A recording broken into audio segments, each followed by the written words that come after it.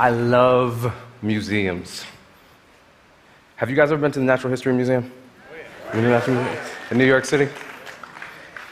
So, one of the things that I do is I take my kids to the museum. Recently, took them to the Natural History Museum. Have my two sons with me, Savian and Davin. And we go into the front entrance of the museum, and there's that amazing sculpture of Teddy Roosevelt out there. You guys know which one I'm talking about. Teddy Roosevelt is sitting there with one hand on the horse, bold, strong, sleeves rolled up. I don't know if he's bare-chested, but it kind of feels like it. And on the left-hand side of him is a Native American walking. And on the right-hand side of him is an African American walking.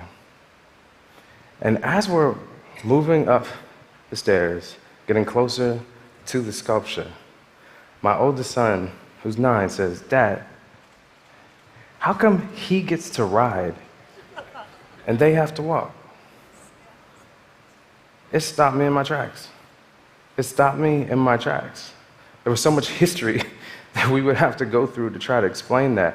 And that's something I try to do with them anyways. It's a question that I probably would have never really asked. But fundamentally what he was saying was, that doesn't look fair. Dad, that doesn't look fair. And why is this thing that's so not fair sitting outside of such an amazing institution?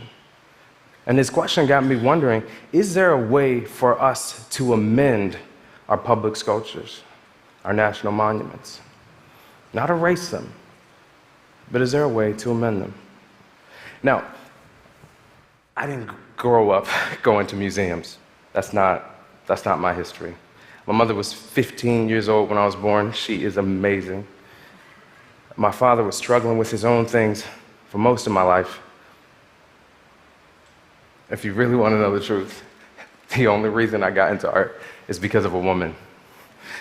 There was this amazing, fantastic, beautiful, smart woman, 4 years older than me, and I wanted to go out with her. But she said, "You're too young and you're not thinking about your future." So I ran on down to the junior college, registered for some classes, ran on back, and basically was like, "I'm thinking about my future now. Can we go out?" For the record, she's even more amazing. I married her.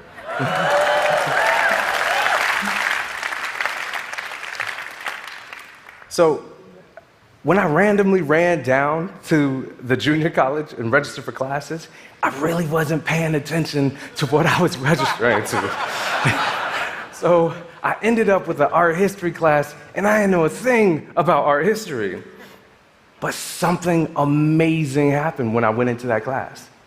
For the first time in my academic career, my visual intelligence was required of me.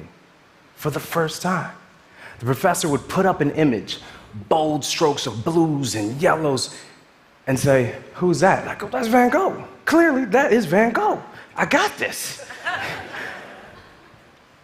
I got a B in that class. For me, that was amazing. In high school, let's just say I wasn't a great student, okay? In high school, my GPA was 0.65. Decimal point first, 6.5. So me getting a B was huge, absolutely huge. And because of the fact that I realized that I was able to learn things visually that I couldn't learn in other ways, this became my strategy, this became my tactic for understanding everything else. I wanted to stay in this relationship, things were going well. I decided, let me keep taking these art history classes. One of the last art history classes I will not forget, I'll never forget. It was one of those survey art history classes. Anybody ever have one of those survey art history classes? Where they try to teach you the entire history of art in a single semester. I'm talking about cave paintings and Jackson Pollock, like just crunched together all in the same. It doesn't really work, but they try anyway. Well, at the beginning of the semester, I looked at the book, and in this 400-page book was about a 14-page section that was on Black people in painting. Now, this was a crammed-in section that had representations of Black people in painting and Black people who painted. it was poorly curated. Let's just put it that way. Nonetheless, I was really excited about it because in all the other classes that I had, we didn't even have that conversation. We didn't talk about it at all. So imagine my surprise when I get to class, and on the day that we're supposed to go over that particular chapter, my professor announces, we're going to skip this chapter today because we do not have time to go through it. Whoa, I'm sorry, hold on. Professor, I'm sorry. This is a really important chapter to me. Are we gonna go over it at any point? Titus, we don't have time for this. I'm sorry. Please, I really need to understand. Clearly the author thinks that this is significant. Why are we skipping over this? Titus, I do not have time for this. Okay, last question. I'm really sorry here. When can we talk? Because we need to talk. I went to her office hours. I ended up getting kicked out of her office. I went to the dean. The dean finally told me, I can't force her to teach anything. And I knew in that moment, if I wanted to understand this history, if I wanted to understand the roles of those folks who had to walk, I was probably gonna have to figure that out myself. So,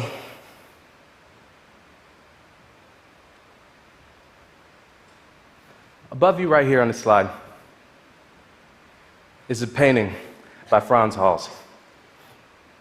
This is one of the kinds of images that was in that chapter.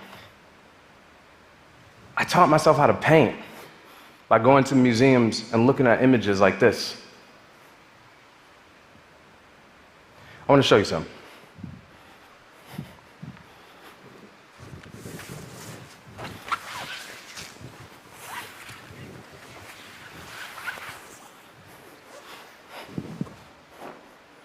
I made this. I made some alterations. You'll see there are some slight differences in the painting. All this art history that I had been absorbing helped me to realize that painting is a language. There is a reason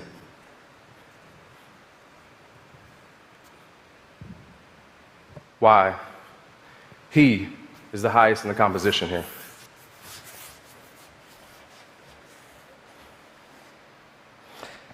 There is a reason why the painter is showing us this gold necklace here. He's trying to tell us something about the economic status of these people in his paintings. Painting is a visual language where everything in the painting is meaningful, is important, it's coded.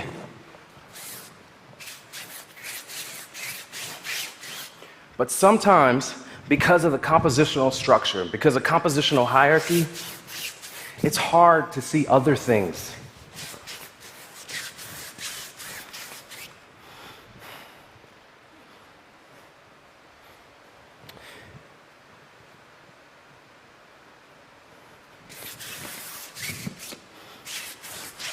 This silk is supposed to tell us also that they have quite a bit of money.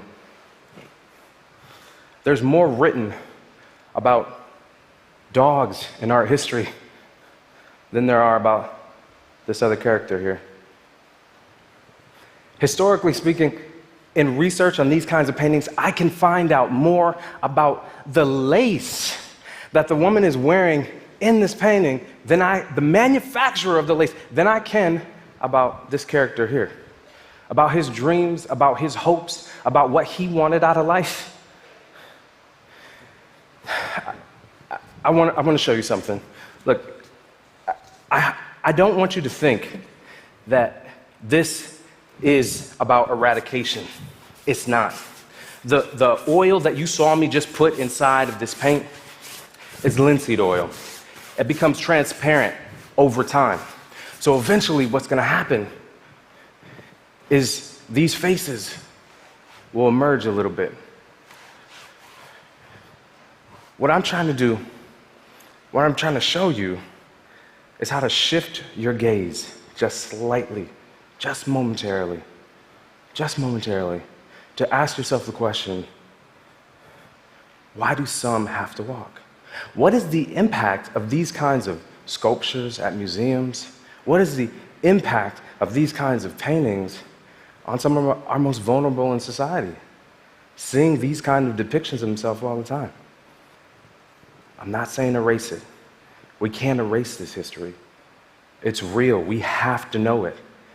I think of it in the same way we think of. Let me step back a second. Do you remember old school cameras where when you took a picture, you actually had to focus, right? You put the camera up, and if I wanted you in focus, I would move the lens a little to the left, and you would come forward. I could move the lens a little to the right, and you would go back, and the folks in the background would come out. I'm just trying to do that here. I'm trying to give you that opportunity. I'm trying to answer that question that my son had. I want to make paintings, I want to make sculptures that are honest, that wrestle with the struggles of our past, but speak to the diversity and the advances of our present. And we can't do that by taking an eraser and getting rid of stuff. That's just not going to work. I think that we should do it in the same way the American Constitution works. When we have a situation where we want to change a law in the American Constitution, we don't erase the other one. Alongside that is an amendment, something that says, this is where we were, but this is where we are right now. I figure if we can do that, then that will help us understand a little bit about where we're going.